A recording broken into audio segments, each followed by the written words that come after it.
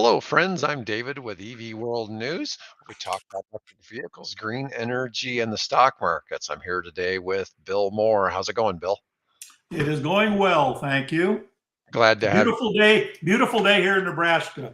Nice Oh, cool temperatures, bright blue skies.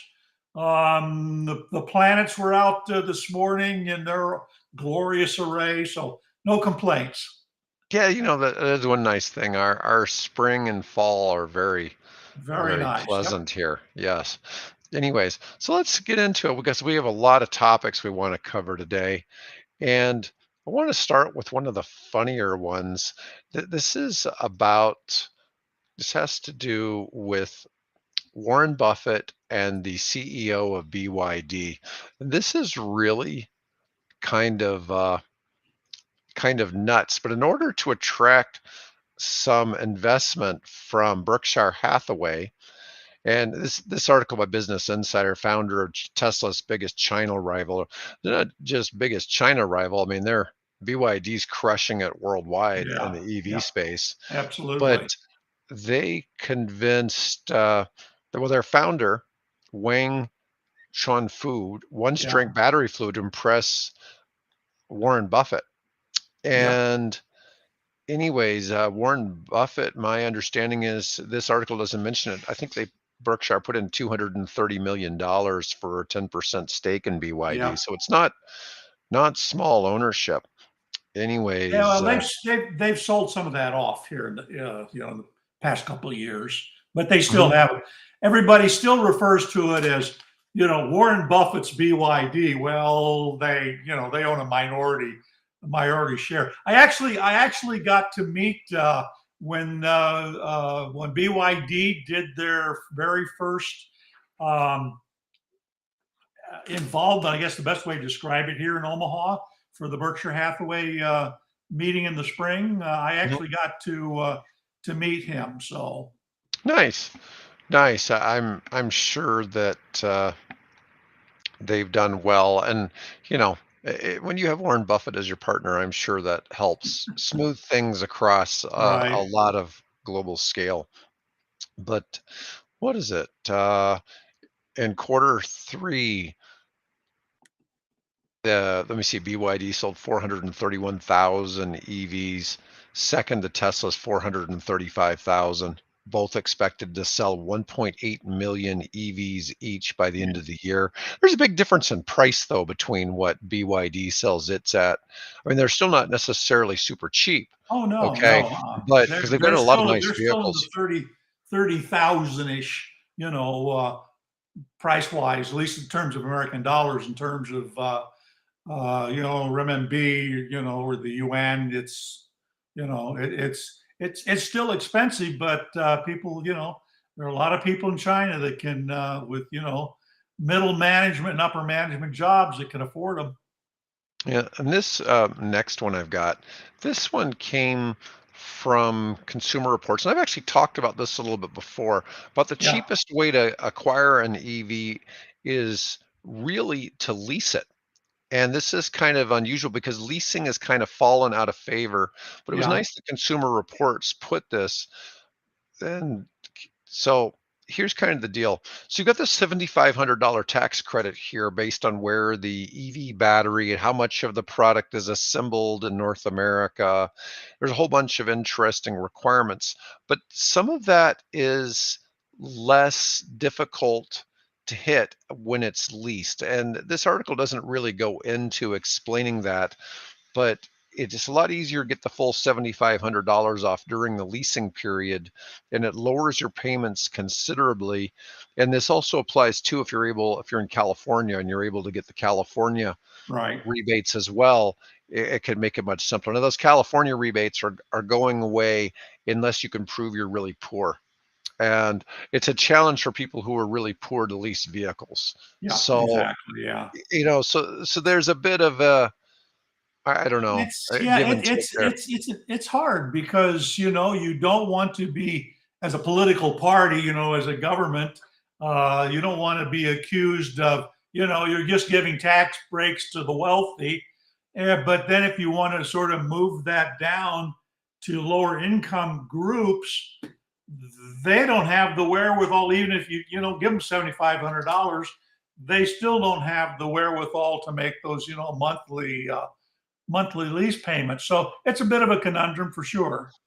Yeah, and I think that's tough because when you're going to give the five or $7,000 or whatever the California rebate is, it's a lot of times it's hard to prove some of that. I've done some other things where I've helped businesses in California where there were some programs set up for people who were underprivileged, but the underprivileged people couldn't come up with the $200,000 in Yeah, legal fees to start the business.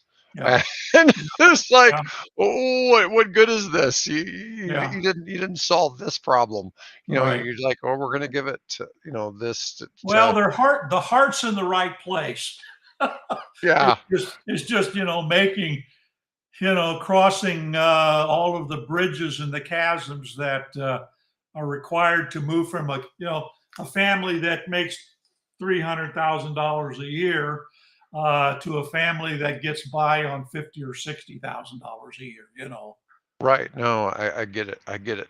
Well, the next one I've got is kind of a fun one. I've never heard of this company before, but it's such a great looking story that I figured we ought to talk about. This is the Apocalypse Manufacturing, the Nirvana 850 horsepower EV off. Down in your old stomping grounds, Fort Yeah. Lauderdale. Yes, down in Fort Lauderdale. And let's see, not merely an off-roader, but power pack beast 0 to 60 in 3 seconds. Now that probably get around some corners in a weird way too. 38-inch tires mounted on 20-inch by 12-inch SFJ wheels, meticulously handcrafted aluminum roll cage and side steps, skid plates. Oh, it looks sharp. Yeah, except I keep asking why. Hey, why not? 350-mile Why? range with top of the industry fast charge times, 11,000 pounds of towing capacity. And how much are they asking for it? Oh, it's only 150,000, you Oh, know. bargain. Yeah. Yeah, that's the tough thing about a lot of this stuff. It's like all the really cool stuff in the Yeah. EV space is Yeah. always Well, six I figures. just posted another story that says basically, America, why? What you don't need as much power as you think you need. I mean, it's great to see something blast.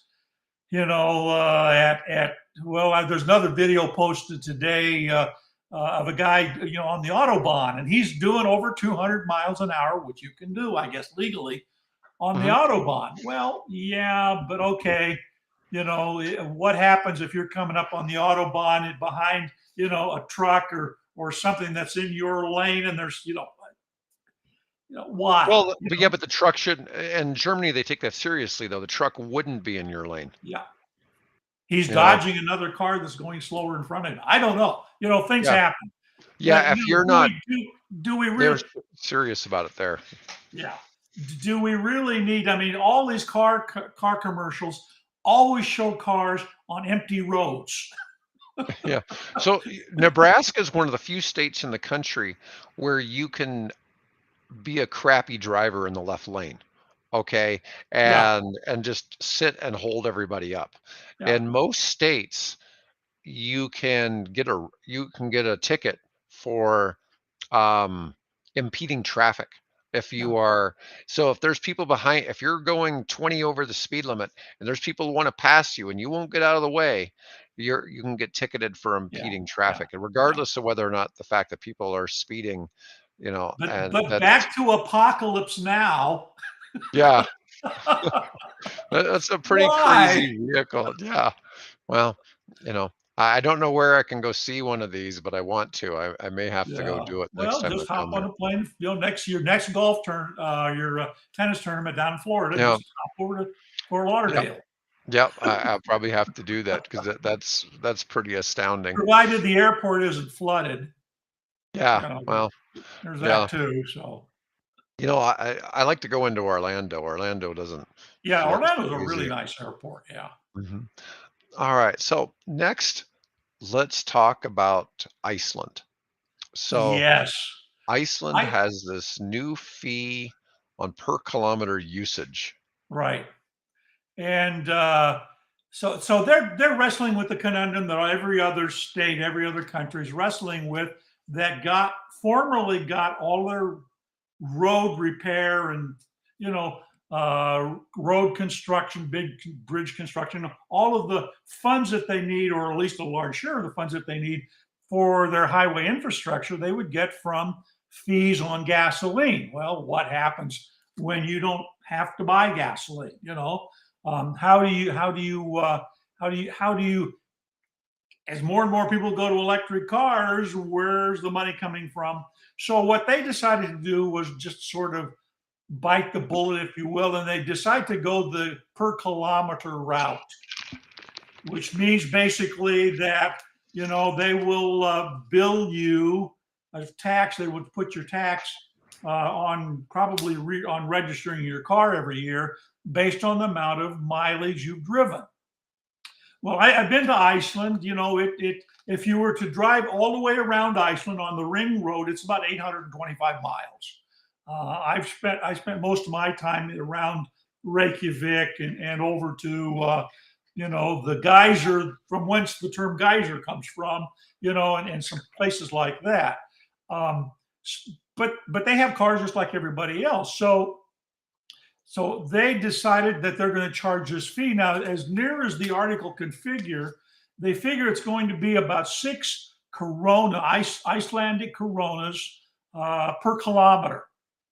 So I decided, well, how much is that? So I went on and I found a currency exchange site that says that currently the corona is worth about 7/10 of a penny.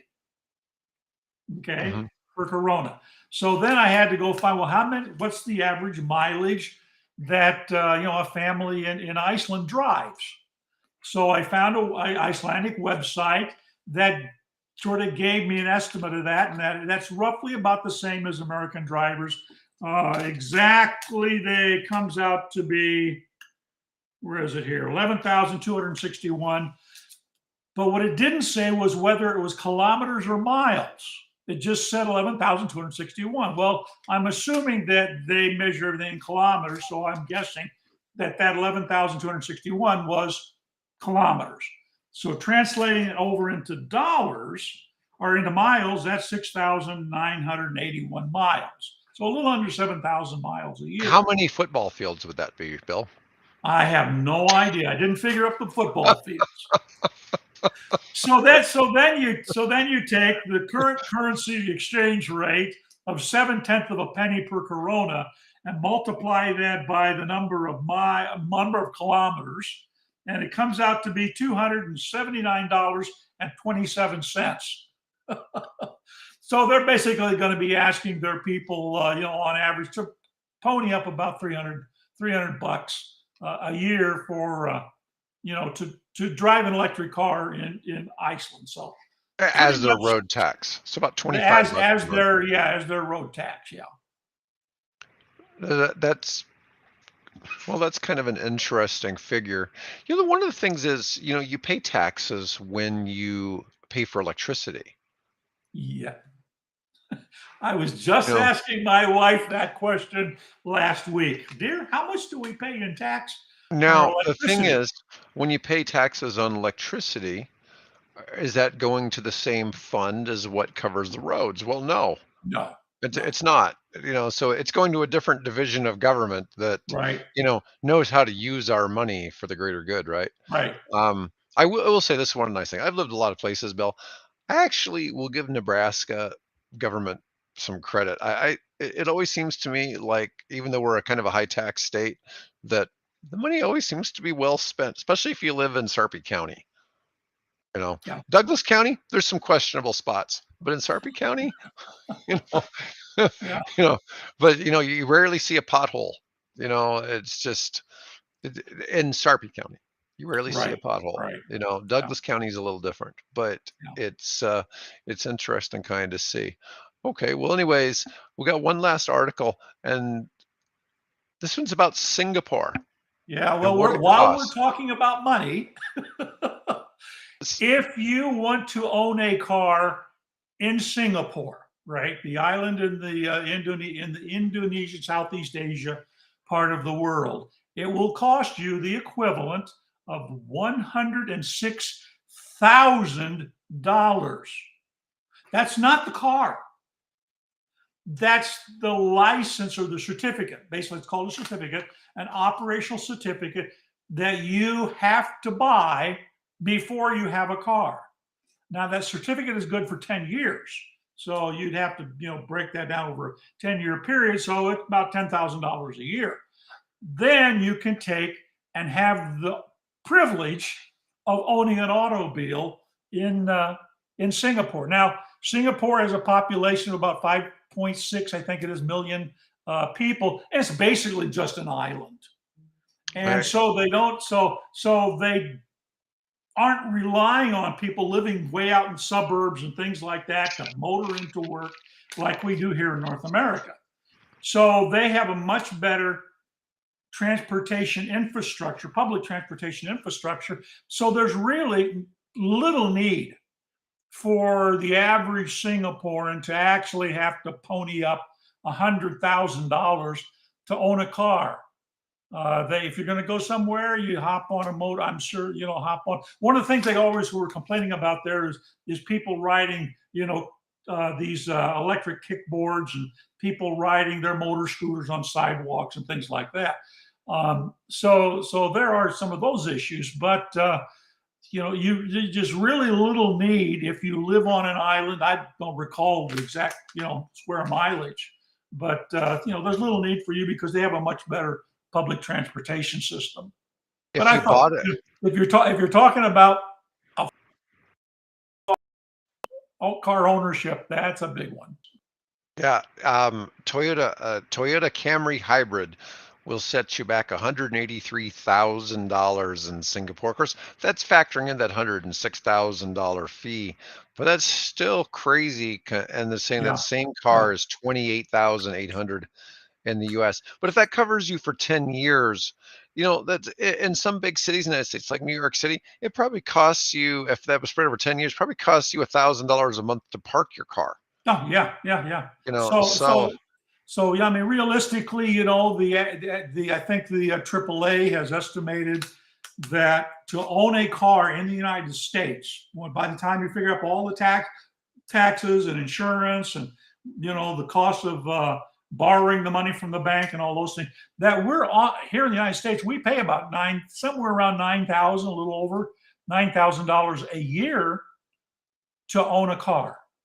right. So that kind of, that's not all that far off from what they have to pay in Singapore.